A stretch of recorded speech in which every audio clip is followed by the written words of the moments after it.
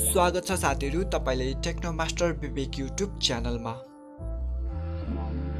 साथीहरु टिकटकमा पनि अब सजिलैसँग भिडियोहरु अपलोड गरेर चाहिँ पैसा कमाउन सक्ने भएको छ।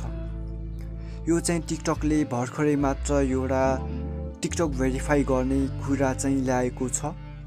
यदि तपाईहरु पनि टिकटक चलाउनुहुन्छ भने टिकटकमा भिडियो बनाउनुहुन्छ भने अब तपाई चाहिँ टिकटकबाट पनि सजिलैसँग आफ्ना टिकटक भिडियोहरु अपलोड गरेर चाहिँ पैसा कमाउन सक्नुहुन्छ। यो पनि एउटा बेस्ट पैसा कमाउने प्लेटफर्म चाहिँ बनेको छ। साथीहरु आजको यस भिडियोमा चाहिँ मैले हामीले आफ्नो टिकटक अकाउन्टलाई हामीले कसरी भेरिफाइड टिकटक अकाउन्ट बनाउन सकिन्छ त भन्ने बारेमा यो भिडियो बनाउन गइराखेको छु। त्यसैले तपाई चाहिँ यो भिडियो अन्तिमसम्म हेर्नुपर्ने हुन्छ। आजको यस भिडियोमा चाहिँ मैले हामीले आफ्नो टिकटक अकाउन्टलाई कसरी भेरिफाई गर्न सक्छौं र हामीलाई के कुराहरु आवश्यकता पर्छ भन्ने कुरा सम्पूर्ण कुरा चाहिँ डिटेलमा भन्ने छु। साथीहरु यदि तपाईहरु पनि आफ्नो टिकटक अकाउन्टलाई भेरिफाई गरेर टिकटकबाट पैसा कमाउन चाहनुहुन्छ भने सबैभन्दा पहिले चाहिँ तपाई आफ्नो मोबाइलमा रहेको क्रोम ब्राउजरलाई चाहिँ ओपन गर्नुपर्ने हुन्छ र क्रोम ब्राउजरमा आइसकेपछि तपाई यहाँ सर्च ट्याब देख्न सक्नुहुन्छ। तपाई यसमा चाहिँ सर्च गर्नुपर्ने हुन्छ एउटा लिंक र यो लिंक चाहिँ म यसै भिडियोको डिस्क्रिप्सनमा पनि दिएको हुन्छु। तपाई चाहिँ त्यहाँबाट यो पेजमा रिडाइरेक्ट हुन सक्नुहुन्छ र सर्च गर्नुपर्ने हुन्छ। साथीहरु यस्तो खाली इन्टरफेस चाहिँ देखिन्छ। Apply for TikTok verification process भनेको छ र मैले चाहिँ अलरेडी नै यो भेरिफिकेसन प्रोसेसको लागि सबमिट गरिसकेको हुनाले यु हैव अलरेडी रेस्पोन्डेड भनेको छ। तर पनि म सबै कुरा देखाउने छु। एडिट यो रेस्पोन्समा गर्न चाहन्छु म चाहिँ।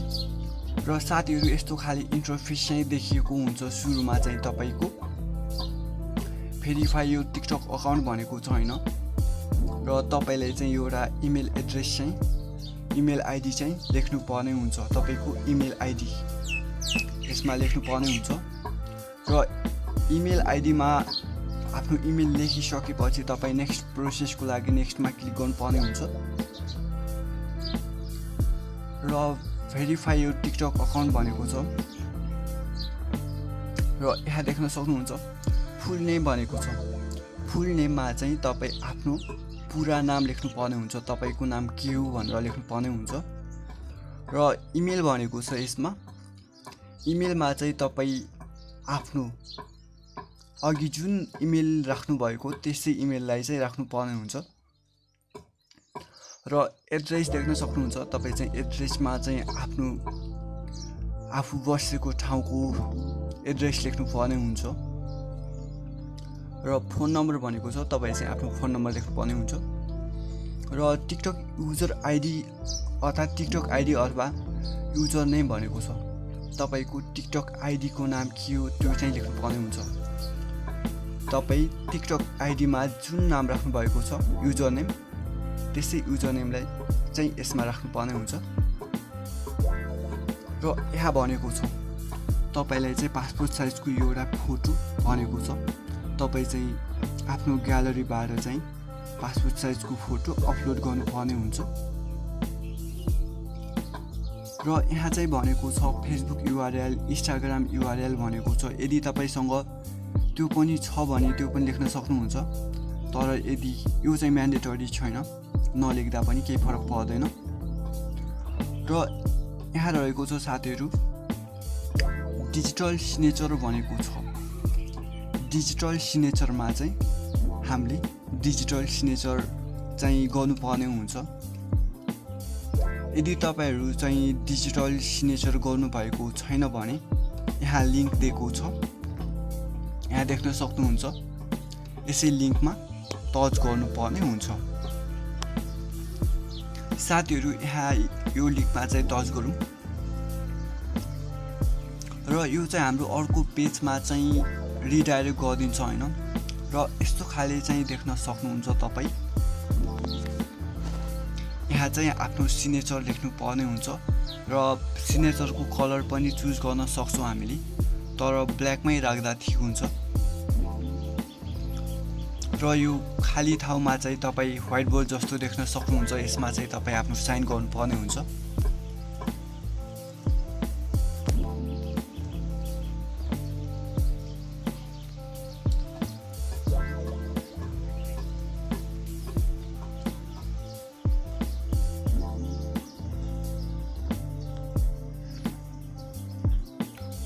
र तपाईँ पनि यसै गरी साइन गर्नुपर्ने हुन्छ यसमा। र साइन गरिसके पछाडि चाहिँ तपाईँ यहाँ देख्न सक्नुहुन्छ सेभ भनेर लेखिएको छ, यसमा क्लिक गर्नुपर्ने हुन्छ। साथीहरू यस्तो खाली इन्टरफेस चाहिँ देख्न सक्नुहुन्छ।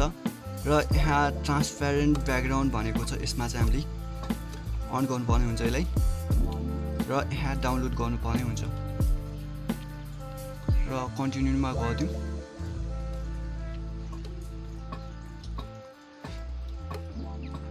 र यो चाहिँ हाम्रो डाउनलोड भइसकेको छ र यसलाई चाहिँ ब्याक गर्न सक्नुहुन्छ।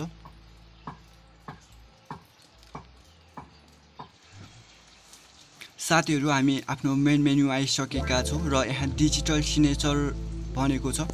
तपाईँ चाहिँ अघि जुन डिजिटल सिग्नेचर चाहिँ गर्नुभएको थियो त्यो डाउनलोड गरेको सिग्नेचरलाई चाहिँ यहाँ अपलोड गर्नुपर्ने हुन्छ। र यहाँ अपलोड गरिसकेपछि तपाईँ चाहिँ यहाँ देख्न सक्नुहुन्छ select a category for your account भनेको छ। यहाँ चाहिँ तपाईँको टिकटक अकाउन्ट चाहिँ कुन रिलेटेड छ यसमा चाहिँ चुज गर्नुपर्ने हुन्छ। न्युज मिडियासँग रिलेटेड छ कि स्पोर्ट्ससँग रिलेटेड छ कि म्युजिकसँग रिलेटेड छ कि तपाईँ चाहिँ आफ्नो टिकटक आइडी कुन रिलेटेड छ त्यसमा चाहिँ चुज गर्नुपर्ने हुन्छ। म चाहिँ अर्डरमा चुज गर्न चाहन्छु। र यो भइसकेपछि हामीले चाहिँ नेक्स्टमा क्लिक गर्नुपर्ने हुन्छ। र नेक्स्टमा गरिसकेपछि तपाईँ चाहिँ यहाँ देख्न सक्नुहुन्छ select whether your account is use for personal or organisational purpose भनेको छ। तपाईँको पर्सनल अकाउन्ट हो या तपाईँको चाहिँ अर्गनाइजेसनल बिजनेसको लागि हो भनेको छ। यसमा चाहिँ हामीले इन्डिभिजुअल अथवा पर्सनलमा चुज गर्नुपर्ने हुन्छ र नेक्स्टमा क्लिक गर्नुपर्ने हुन्छ। र यहाँ भनेको छ तपाईँलाई चाहिँ यसमा चाहिँ आइडी फोटो भनेको छ हैन, यसमा चाहिँ तपाईँको गभर्नमेन्ट इस्यु भनेको छ। तपाईँसँग चाहिँ नागरिकताको फोटोकपी, तपाईँको ड्राइभिङ लाइसेन्स, पासपोर्ट जुनसुकै भए नि तपाईँ चाहिँ यहाँ अपलोड गर्नुपर्ने हुन्छ। र